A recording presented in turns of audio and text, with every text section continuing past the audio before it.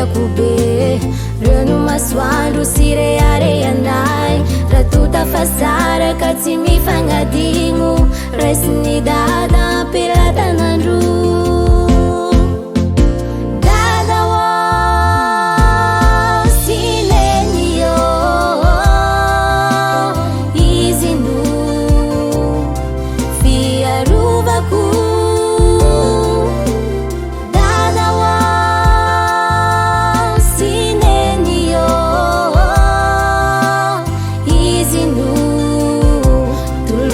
fitiavako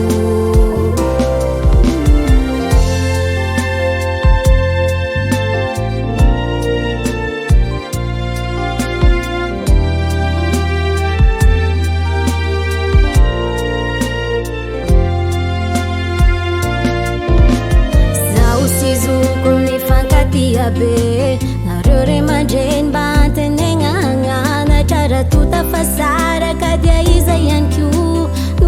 pitambatry tokantrano so zaho sy zoko mifankatia be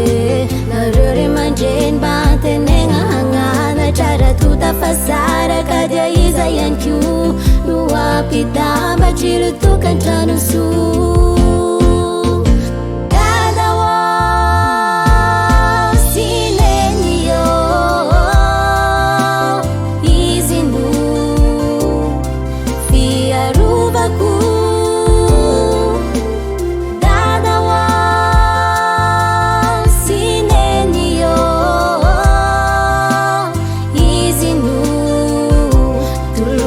fitiavako